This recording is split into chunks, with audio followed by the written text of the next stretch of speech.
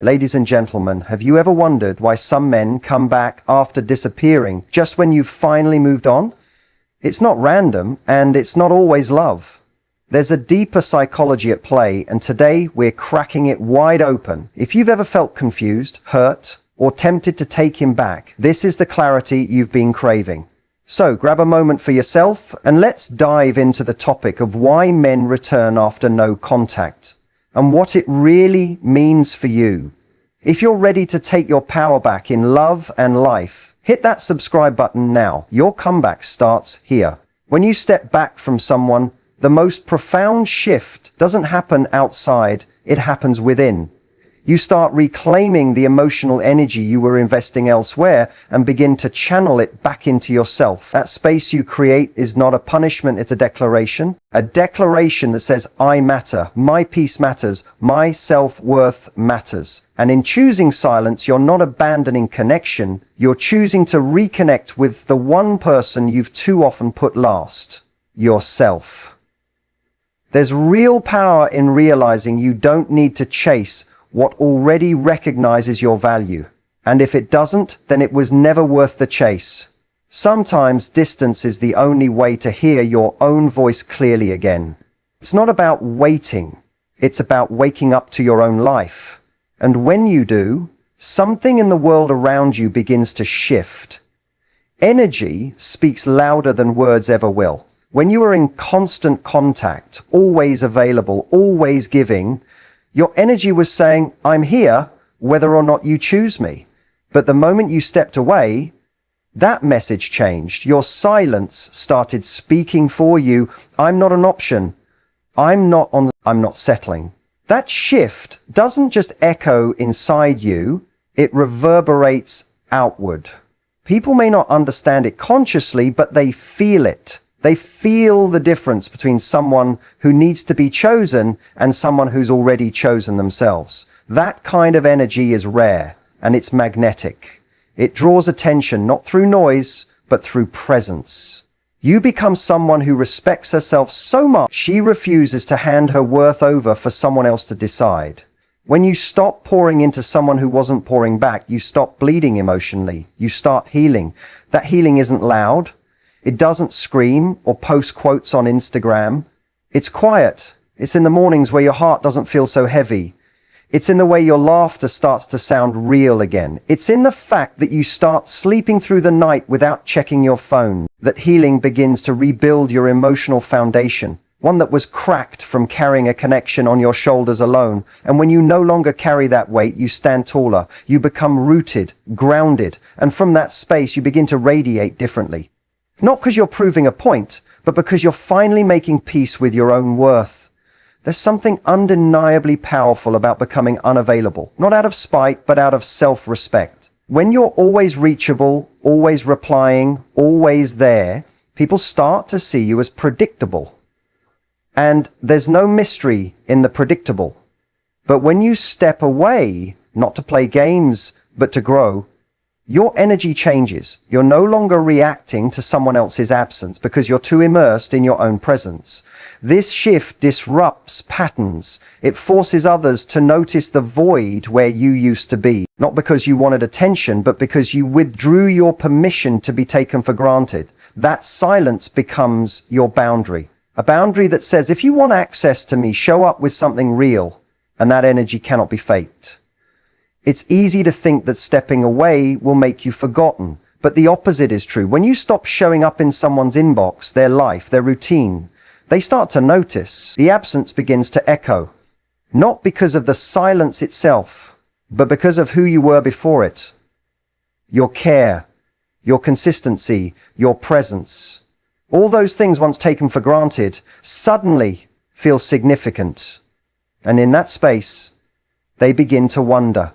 Not just where you went, but what they missed while you were there. Because when you're always available, your presence becomes background noise. But when you remove it, you become a memory. And memories are louder than we like to admit. They replay in quiet moments in unexpected places. That's when value is felt. You never needed to beg someone to see your worth. The truth is, if you have to convince someone to care, then they never truly did. Stepping back isn't about teaching someone a lesson. It's about learning your own. It's about refusing to make your self-esteem dependent on someone else's validation. When you're no longer trying to be chosen, you start choosing yourself. And that choice ripples into every area of your life. You show up for yourself in your work, your friendships, your health. You stop waiting for a message and start writing your own story again. That's the real glow up. Not the kind that comes from changing how you look, but the kind that comes from changing what you tolerate. And that glow is impossible to ignore. Time away has a way of sharpening clarity. When emotions settle and silence stretches long enough, you begin to see what you couldn't before.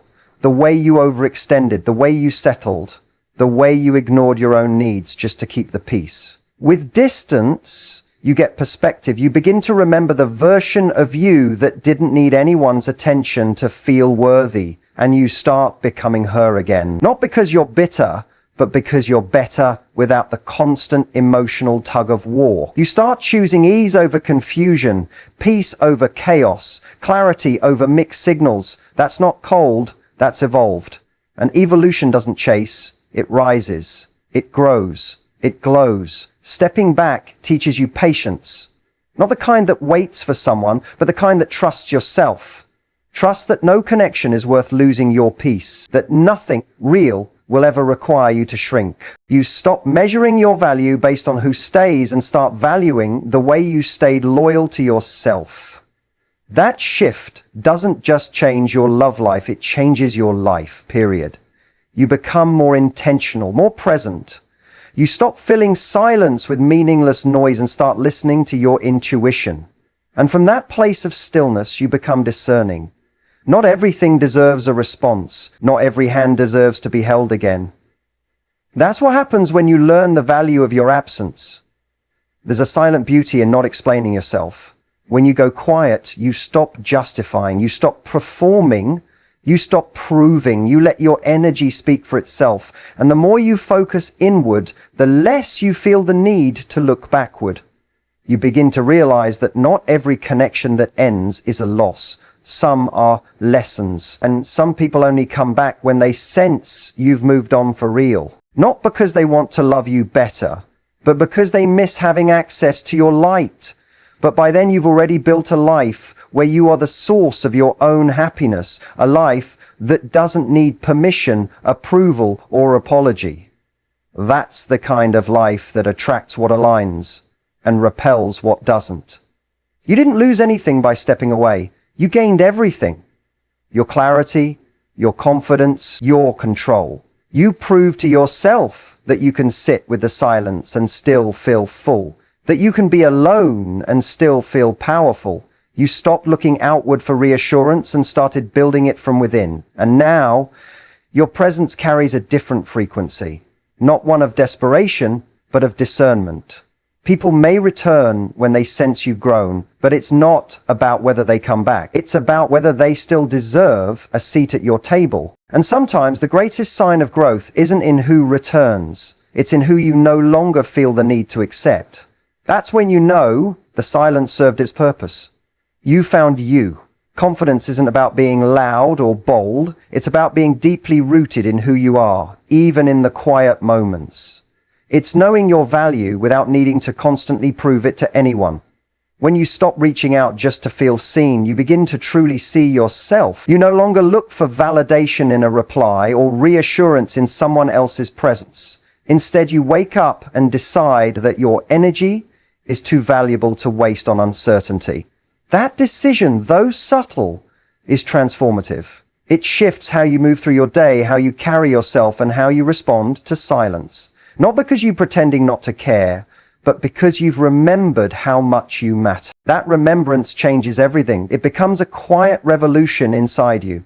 When you stop giving energy to things that drain you, your world begins to realign. You have more time for yourself, your passions, your peace. You start investing in the version of yourself that doesn't settle for breadcrumbs when she deserves a feast. That woman doesn't chase, she attracts. Not because she's playing hard to get, but because she's finally hard to forget. Her attention becomes a privilege, not a guarantee. Her time becomes sacred, not scattered. And in treating yourself this way, you teach the world how to treat you too. Your confidence builds not from outside approval, but from inner alignment. When you respect your own boundaries, others feel that even in your absence. It's tempting to believe that silence makes you invisible, but real confidence knows otherwise. It understands that your value doesn't disappear just because you're quiet. In fact, it often becomes more noticeable. People begin to feel your absence not as emptiness, but as the presence of something significant that's no longer there. That's the paradox of true confidence. It doesn't need to announce itself to be felt. It's in the way you no longer respond to chaos, in the way you stop explaining yourself, in the way you gracefully walk away from what no longer serves you. And in doing so, you create space that only those who truly see your worth will have the strength to step into. Confidence isn't loud desperation. It's calm detachment. It's not built on reactions, but on responses rooted in clarity. You no longer try to control outcomes or force closeness. You know that anything real doesn't need to be chased, and anything that's meant for you won't require you to abandon yourself to keep it. So you begin to live with intention, not anxiety. You show up to your own life instead of waiting for someone to show up for you. This kind of presence is magnetic. It turns heads without seeking attention. It's the quiet confidence that walks into a room and needs no introduction because it carries its own atmosphere. There's something undeniably attractive about a person who is at peace with themselves. They don't need to prove they're over something. They don't need to post about their healing or their glow up. They simply live it. They invest in things that make them feel alive again. They pour into their growth, their friendships, their joy. And that joy, it's contagious. It draws people in. Not because they're trying to, but because their energy is rare. When you're not looking outward for validation, you become unshakable. You no longer depend on being noticed to feel like you matter. You already know you do. That certainty is what sets you apart. Confidence grows when you let go of what you can't control. When you release the need to be chosen and start choosing yourself. You no longer tie your worth to someone else's presence or absence. Your sense of value doesn't waver with someone else's behavior. That's when you become truly powerful. You stop being someone who waits and you become someone who leads. Leads your own healing, leads your own narrative, leads your own damn life. And that leadership shows, not in loud declarations, but in the quiet way you refuse to settle, in the standards you set, in the peace you protect. That's what real confidence looks like. It's lived, not shouted. People feel the difference when you shift from needing love to becoming love. You no longer seek it from others because you've found it within. You speak to yourself with kindness. You move through the world with purpose. And you no longer allow temporary attention to distract you from permanent self-respect. That kind of presence is rare, and it doesn't beg to be seen. It doesn't panic when silence stretches longer than expected, because it knows. Nothing healthy requires you to lose yourself. You no longer need someone else to confirm your value. You already carry it like a crown. And when you wear your confidence like that, it changes every room you enter. Being confident doesn't mean you never feel doubt. It means you no longer let doubt drive your decisions. You trust yourself, even when you don't have all the answers. You stay grounded, even when emotions run high. And when things feel uncertain, you don't spiral, you pause. That pause is powerful. It gives you space to breathe, to reflect, to remember who you are. You stop acting out of fear and start responding from strength. That's when your life starts to feel less chaotic and more intentional. Not because everything is perfect, but because you are. You are no longer waiting to be completed. You are already whole. The beauty of quiet confidence is that it doesn't beg for anyone's attention. It commands it without trying. You don't need to chase connection when you become the kind of person people feel lucky to connect with. Your focus is no longer on proving your worth, but on protecting your peace. And when your peace becomes your priority, your energy changes. You stop over-explaining, over-apologizing, overextending. You start aligning with people who see you, with experiences that fill you. with choices that reflect your self-respect. And from that place, your presence becomes unforgettable, not because it demands to be, but because it dares to be authentic. Ultimately, confidence is the decision to show up for yourself every day, regardless of who does or doesn't show up for you. It's not a moment, it's a mindset, a way of being, a quiet but unshakable belief that says, I am enough. I have always been enough. You stop shrinking, you stop chasing, you stop waiting for permission to feel valuable, because now your value is self-assigned. And when others see the way you hold yourself, with grace, with strength, with softness, they can't help but be drawn in. But whether or not they return isn't the point. The point is, you return to yourself. And nothing is more magnetic than that. Mystery is one of the most powerful forms of attraction, not because it hides, but because it invites curiosity. When you're always available, always explaining, always present, you remove the element of wonder. Predictability can feel safe, but it rarely excites. And often, in an effort to be clear or close, you forget the beauty of being slightly out of reach. There's something undeniably compelling about a person who is comfortable in their own orbit, who doesn't rush to be understood or consumed too quickly. That calm, that subtle space, creates a pull. It makes others want to lean in, to explore, to discover more. You don't need to say everything to be felt deeply. Sometimes it's the silence, the pause, the absence that speaks the loudest. When you reclaim your time and stop filling every space with explanation or presence, you begin to create energetic distance. Not the kind that disconnects, but the kind that invites attention. You become someone with layers, someone who isn't all surface and accessibility. There's value in being known, but there's power in being partially unreadable. You create a moment of intrigue, a moment where others are left wondering what you're thinking, what you're feeling, and where you've gone. And that moment stirs something primal, a need to close the gap, to find answers. It's not about playing games, it's about not giving yourself away so freely. That kind of restraint comes from self-trust, from knowing you don't need to be constantly visible to matter. Your absence, when intentional, becomes a presence all on its own. In the rush to connect, it's easy to forget that desire needs air to breathe. When every message is answered immediately, every emotion is laid bare, and every hour is filled with digital closeness, the tension dissolves. And tension, when balanced, is what keeps attraction alive. Space is where imagination lives. It's in the wondering, in the gaps between communication, where feelings can grow and curiosity deepens.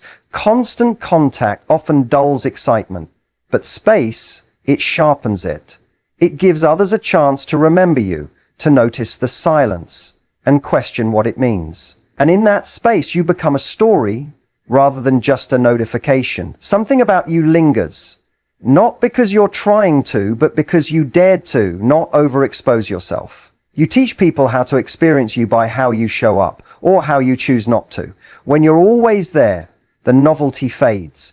But when you step back, not out of fear, but from a grounded place of self-awareness, everything shifts. People start to feel your absence in places they didn't expect, in quiet moments, in their routine, in the emotions they hadn't confronted before.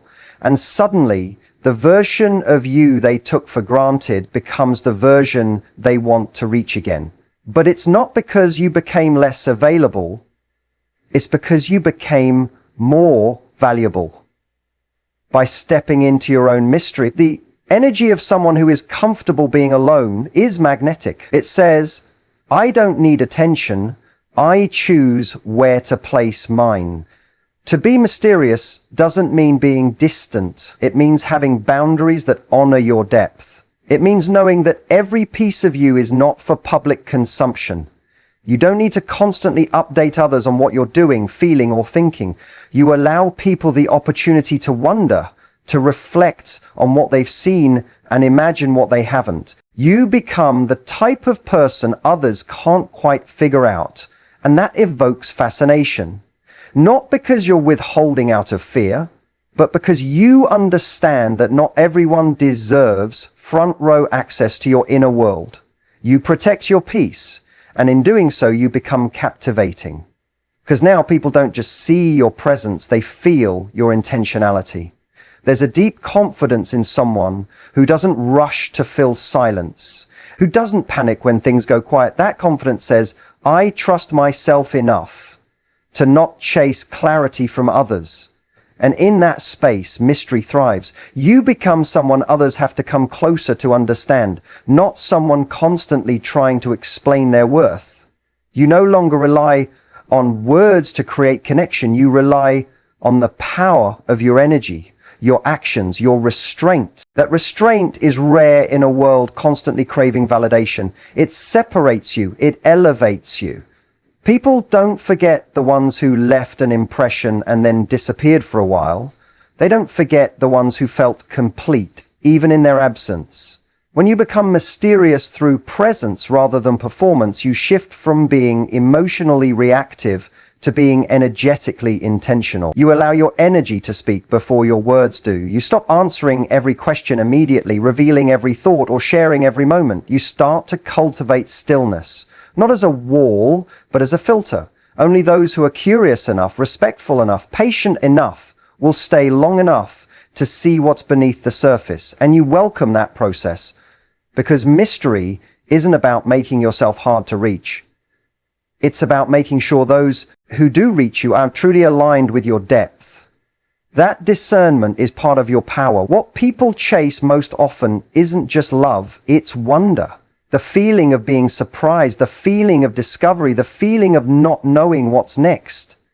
That's the gift of mystery. When you remove your presence, you allow others the opportunity to realize what they've lost access to. That realization is profound. It reminds them that you weren't just a moment, you were an experience, one they didn't fully understand until you were no longer within reach. And that shift doesn't require a performance.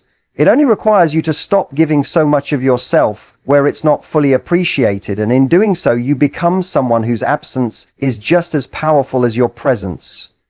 There is something unexplainably powerful about a person who holds something back, not out of manipulation, but out of intention. Not every emotion needs to be confessed. Not every thought needs to be voiced. Not every moment needs to be shared. When you choose to be selective with your energy, you remind people that your access is earned, not given, that your openness is not a right, it's a reward. And that mystery, that subtle sense of there's more to her than I've seen, that's what stays. That's what makes someone unforgettable. Because when everyone else is trying to be loud, fast, and seen, you're calm, intentional, and felt. Eventually, people remember the ones who didn't force connection, the ones who didn't overshare or overstay, the ones who gave just enough to be felt deeply, but never so much that they became ordinary. That's the essence of mystery. It preserves your magic. It creates space for others to step forward instead of pulling them toward you. It doesn't manipulate, it magnetizes. You don't need to prove your worth when you radiate it silently. You don't need to be loud when your energy carries weight. And you don't need to be constantly present to be unforgettable. When you master the art of mystery, you master the power of presence. Without presence, and that power is yours to keep. Healing doesn't come with fanfare. It happens quietly, often in the spaces where no one else is looking. It begins when you stop waiting for someone to return and start returning to yourself. Not because you've given up, but because you've finally decided that your peace is more important than someone else's confusion. That moment when you realize you can survive the silence is the moment you begin to rise. Slowly, you stop replaying old conversations. You stop checking your phone, hoping for their name to appear.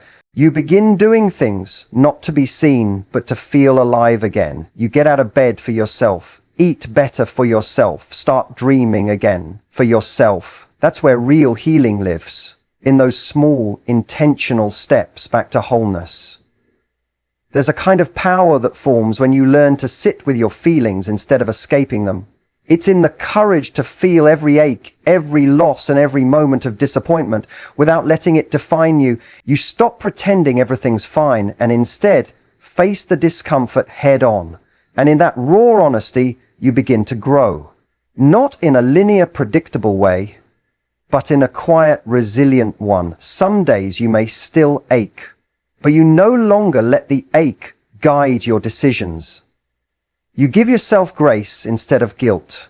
You start to rebuild your life, not around the absence, but around the space you've reclaimed, and that space becomes sacred. When you prioritize your healing, something inside you shifts. You stop measuring your worth by someone else's attention. You no longer interpret their silence as your failure. Instead, you begin to see their absence as clarity. You understand that someone's inability to choose you says more about their own journey than it does about your value. That kind of realization doesn't always come with joy. It often comes with grief. But beneath the grief is freedom. You stop wondering why they didn't stay and start asking why you were willing to wait. That self-inquiry opens the door to deeper understanding, and that understanding becomes the foundation for your future strength. As you heal, you start to notice beauty in places you once ignored. Sunlight feels warmer. Music sounds more alive. Your own voice, once unsure, becomes a sound you trust again. You begin to enjoy your own company, not because you're trying to prove anything, but because you found comfort there. You take walks without needing someone beside you. You cook meals just for you. You make plans without waiting for them to include you. That independence, once forced, becomes chosen. You're no longer surviving. You're beginning to thrive. And while the pain may not be gone, it's no longer the main character in your story. You've taken the pen back and the next chapters are yours to write. Healing doesn't erase the past, it teaches you how to carry it differently. You begin to understand that your past experiences shaped you, but they don't get to define you. The memories remain, but the sting begins to soften. You stop blaming yourself for what went wrong and instead start honoring yourself for what you endured. You see your strength not in how quickly you moved on, but in how deeply you chose to heal. And with every day that you choose your peace over your pain, you become a little more whole. That wholeness doesn't come from someone returning. It comes from you deciding you're worth coming home to again and again. What once triggered you now teaches you. The same silence that used to hurt now gives you space to think. The distance that used to feel like abandonment now feels like clarity. You stop reacting and start reflecting. You no longer take everything personally because you've learned that your worth isn't negotiable. You become more intentional with your time, your energy, your heart, and you start recognizing the difference between someone who adds to your life and someone who only complicates it. That discernment comes from healing, from feeling the pain and choosing not to become it, from experiencing loss and still choosing love, not just for others, but for yourself. You realize that healing isn't about forgetting someone. It's about remembering yourself, the version of you before the disappointment, before the longing, before the waiting. You reconnect with the parts of you that were silenced or dimmed to make space for someone else. And in doing so, you start to rise, not with vengeance, but with softness, not with ego, but with understanding. The kind of understanding that says, I deserve to be loved, without confusion, without delay, without question. That belief becomes your new standard, and it becomes easier to let go of anything that doesn't align with it. Because now, you're not just protecting your heart, you're honoring it. In the process of healing, you stop being impressed by inconsistency. You stop mistaking intensity for intimacy. You stop waiting for grand gestures and start valuing quiet consistency, the kind you give to yourself first. You see through the patterns you once accepted and start rewriting your expectations, not from bitterness, but from self-respect. You're no longer drawn to what's familiar if it costs your peace. You start choosing differently, loving differently, living differently, and the people who come into your life now will have to meet you where you are, not drag you back to where you were. That's the evolution of healing. It not only changes how you feel, It changes what you accept. Eventually you look back and feel gratitude for what once broke you. Not because the pain was beautiful, but because it awakened something inside you. It showed you your capacity to evolve, to love deeply, and still rise when love wasn't returned the same way. That awareness makes you more grounded. You stop trying to force closure or seek apologies that may never come. You give yourself your own peace, your own permission, your own release. That's the kind of healing no one can give you, because it's the kind only you can choose. And when you choose it fully, it shows in your energy, in your presence, in your freedom. The most powerful part of healing is that one day, without even realizing it, you stop waiting for them to come back. You're not angry, not resentful, just done. You've outgrown the version of you who needed their return to feel whole. You've stepped into a new chapter, one where your joy doesn't depend on someone else's presence. You're rooted, radiant, restored. And if they do come back,